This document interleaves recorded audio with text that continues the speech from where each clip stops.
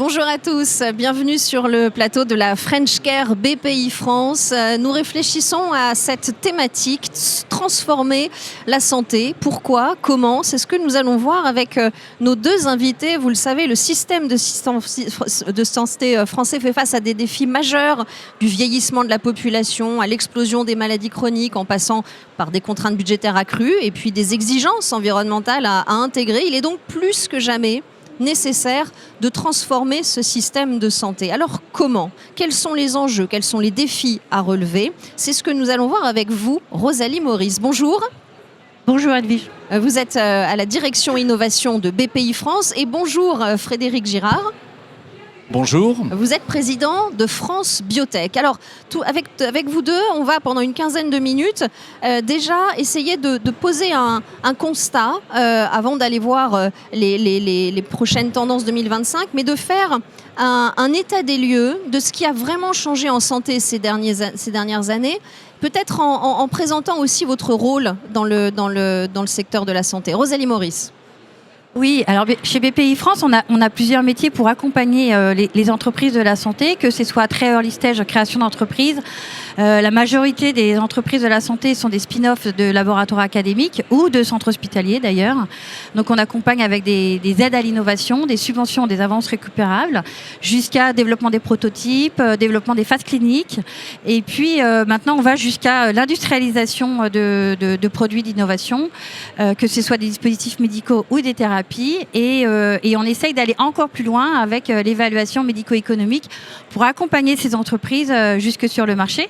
Donc on a ce métier d'aide à l'innovation, on a un métier d'investissement en fonds propres, en investissement en fonds de fonds, donc 300 millions l'année dernière, ça fait un effet levier pour accompagner toutes ces entreprises, et puis du capital développement, une fois que ces entreprises sont sur le marché, comment les accompagner.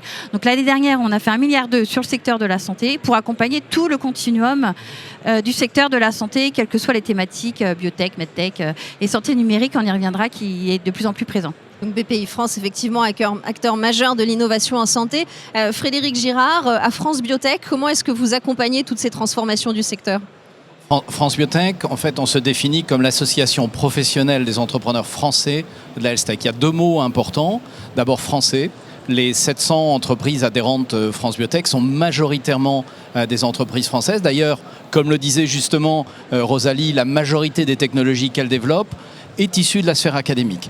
Et le deuxième mot important, c'est health tech. On a chez France Biotech toutes les technologies innovantes en santé. On trouve évidemment des biotech qui développent des médicaments, mais également des startups qui développent des dispositifs médicaux, des dispositifs médicaux numériques. Ça fait beaucoup de sens parce qu'il y a une vraie convergence des exigences réglementaires pour l'ensemble des technologies. Et puis ça permet aussi de placer le patient, le parcours de soins du patient au cœur de notre action, puisque quand on prend en charge une maladie, un patient, eh bien, ça fait appel à de multiples technologies. Donc nous, ce que l'on fait, eh bien, on accompagne ces entreprises, on les aide à l'accélérer, on facilite l'accès à l'information, on facilite surtout le partage d'expériences, c'est très collaboratif, et puis on a cette capacité à réunir nos adhérents avec les autres acteurs de la filière pour travailler sur des propositions au pouvoir public, pour créer un environnement favorable à l'émergence, au développement de l'innovation. Alors vous avez commencé déjà tous les deux à nous poser les enjeux qui jalonnent ce système de la santé. Vous avez parlé d'innovation, vous avez parlé de health tech, effectivement, avec toutes ces différentes déclinaisons des médicaments aux dispositifs numériques, dispositifs médicaux numériques. Quels sont finalement les enjeux les plus critiques que traverse le secteur aujourd'hui, avec les grands bouleversements que l'on connaît? Rosalie Maurice. Alors, comme je disais, l'intelligence artificielle est de plus en plus présente aujourd'hui sur le secteur de la santé. Donc, quelle que soit d'ailleurs la thématique, on a des solutions de santé numérique, des solutions par exemple de télésurveillance. On a aussi l'IA dans le développement de médicaments, donc tout ce qu'on appelle le tech bio, pour accélérer très en amont le drug design, l'étude de toxicité, d'efficacité, mais aussi en aval dans le développement de médicaments. Sur les essais cliniques, par exemple des essais cliniques in silico. L'idée, c'est d'accélérer le développement de médicaments, accélérer les solutions innovantes. Donc ça, c'est un enjeu fort sur finalement comment les entreprises peuvent intégrer l'IA pour ne pas être en perte de vitesse par rapport à la concurrence. Donc ça, c'est un enjeu. Et puis, il y a l'enjeu aussi qui nous tient à cœur chez BPI France, c'est d'accéder au marché. Donc, comment, au-delà de financer, j'allais dire, la R&D, comment on les accompagne sur accéder au marché, notamment le marché français. Le secteur de la santé est un secteur très réglementé, compliqué.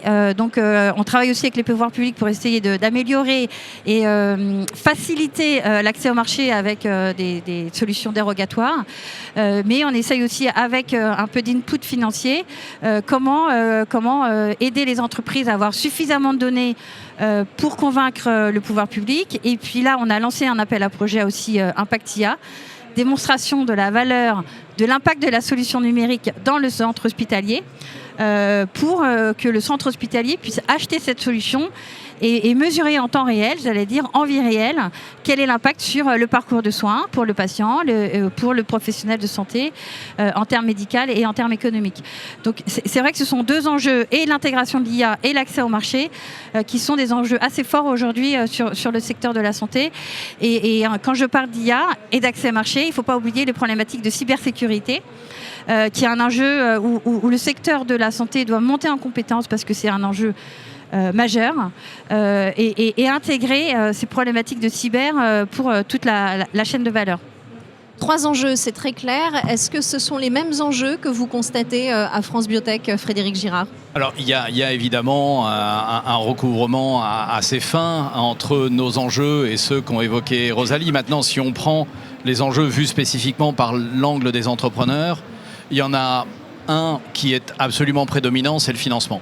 Je veux dire, nos entreprises, comme le disait Rosalie, comme je le mentionnais, sont souvent des spin-offs de l'académie. Et donc, elles démarrent avec un compte en banque à 0. Développer un médicament, aujourd'hui, c'est 15 ans, 800 millions à 1 milliard. Et donc, il y a toute une ingénierie financière à construire. Ça passe par les subventions publiques et BPI est un acteur, un soutien majeur pour le secteur. Les investissements privés, la fiscalité. Le crédit impôt recherche notamment, qui est essentiel pour notre secteur. Et puis, comme le disait justement Rosalie, évidemment l'accès au marché, puisqu'il n'y a pas de meilleur financement que de commercialiser ces produits, soit dans ce qu'on appelle le droit commun, donc l'accès à la prise en charge par l'assurance maladie, mais la France a mis en place un ensemble d'accédits dérogatoires qui permettent d'accéder prématurément plutôt au marché, et donc qui permet aux patients de bénéficier plutôt des technologies. Ça, c'est le premier enjeu. Le deuxième enjeu, c'est le cadre réglementaire. On a un cadre réglementaire éminemment complexe. Les récentes décisions, discussions européennes ne nous rassurent pas. On a depuis quelques années un nouveau règlement européen du dispositif médical qui est très complexe, à un moment où les États-Unis ont facilité, simplifié leur procédure d'accès au marché. Il y a une réforme en cours, on aimerait qu'elle avance plus vite. Il se discute également au niveau européen ce qu'on appelle le paquet pharmaceutique européen, qui pourrait aussi considérablement ralentir l'accès au marché des technologies qui viennent spécifiquement des biotech. Donc deuxième enjeu. Et troisième enjeu, Rosalie l'a partiellement mentionné, c'est l'accès aux données de santé. Aujourd'hui, l'ensemble des technologies ont besoin d'accès aux données de santé. C'est un accélérateur du développement. Ça permet aussi de sécuriser le développement et de rassurer les investisseurs. Aujourd'hui, on a besoin d'accéder au stock de données de façon sécurisée, anonymisée, dans le respect de la vie privée des personnes, bien entendu, mais également au flux de données pour être en mesure d'optimiser le parcours de soins et donc l'efficience des soins. Et aujourd'hui, en France, ça reste extrêmement compliqué, très lent, au point que nos entreprises vont chercher des données aux États-Unis, ce qui pose un problème d'autonomie sanitaire de la France.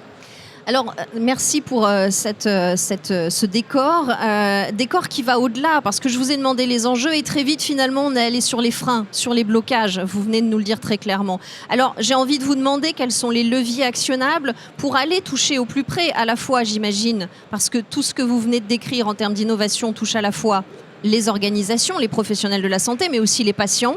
Alors, quel levier on peut soulever pour aller avoir un impact très clair vers les professionnels de santé et vers les patients ? Rosalie Maurice. Il y a différents leviers et je pense que l'accès aux données et faciliter l'accès aux données, c'est un enjeu, c'est un enjeu et un levier finalement. Et BPI France, opérateur de France 2030 en interministériel, on a financé des entrepôts de données de santé, donc investir, j'allais dire, pour structurer les données au sein des CHU. On a financé 62 entrepôts de données de santé avec un cofinancement avec l'ONDAM pour essayer justement que les entreprises puissent avoir accès aux données. Et c'est aussi un sujet important sur par exemple, la prévention, qui est un des axes stratégiques pour BPI France. Comment développer la prévention. Et pour développer la prévention, il faut accéder aux données. Donc c'est vrai que c'est un cercle sur lequel on a lancé aussi un appel à projet avec France 2030 et l'Agence Innovation à Santé, Challenge Prévention, pour démontrer l'usage en vie réelle, donc avec les données, comment en vie réelle et toutes ces données, on peut avoir une démonstration de la valeur, de l'incorporation dans le parcours de soins pour j'allais dire, l'HAS, le CPS et les structures. Donc ça, je pense que l'accès aux données, c'est un vrai levier.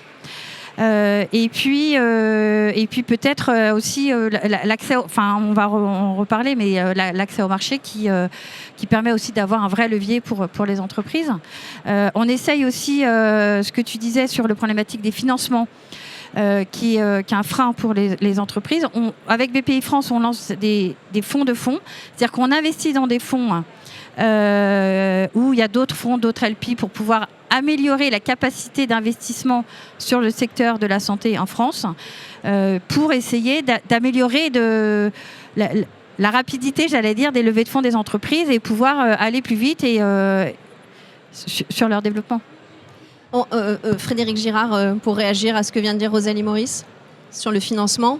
Alors le financement, évidemment, je vous le disais, c'est essentiel. On est face à des entreprises qui ont entre 6 et 12 mois de trésorerie. Et donc, évidemment, la consommation de trésorerie va très vite. Et la temporalité n'est pas la même entre la vie d'un entrepreneur qui regarde son compte en banque au quotidien et, disons-le, l'administration qui a une certaine lenteur, une certaine complexité. On a besoin, si vous voulez, d'agilité, d'accélération, indiscutablement. Un modèle économique intermédiaire à trouver. Et on a peut-être besoin aussi de nouveaux outils de financement. Et France Biotech a engagé une réflexion avec les financeurs publics, les financeurs privés, pour faire un état des lieux de l'existant et essayer de proposer des nouvelles solutions. Donc on a besoin de cette agilité. Rosalie a mentionné plusieurs fois l'accès au marché. La France s'est dotée progressivement au cours de ces dernières années de dispositifs très innovants d'accès précoce au marché. C'est-à-dire sous certaines conditions, pendant leur phase de développement, quand on a suffisamment de garanties sur le ratio bénéfice-risque des innovations, on est sûr qu'on peut les utiliser avec un haut niveau de sécurité, eh bien on permet de donner accès aux patients à ces technologies. Ces dispositifs sont très intéressants, mais on se rend compte qu'ils sont trop complexes, trop lents à mettre en œuvre, avec parfois des difficultés à se comprendre finalement entre les entrepreneurs qui découvrent finalement les processus et l'administration qui parfois découvre des technologies qui sont très innovantes. Donc premier axe très important, c'est l'agilité, et deuxième axe, c'est évidemment la collaboration. On a besoin de travailler tous ensemble. Pour vous donner un exemple, France Biotech a depuis maintenant 4 ans un partenariat avec la conférence des directeurs généraux de CHU, parce que ce sont des partenaires importants. Beaucoup de technologies viennent des CHU, elles sont développées dans les CHU, elles sont utilisées par les CHU, et on organise chaque année depuis 4 ans un grand événement, 1000 personnes l'année dernière, où les centres hospitaliers universitaires viennent rencontrer les entrepreneurs, 500 participants de part et d'autre, pour échanger sur les problématiques communes, les défis, les solutions, et surtout pour mieux se comprendre. Ce qui favorise évidemment la collaboration entre deux secteurs qui sont complémentaires et synergiques.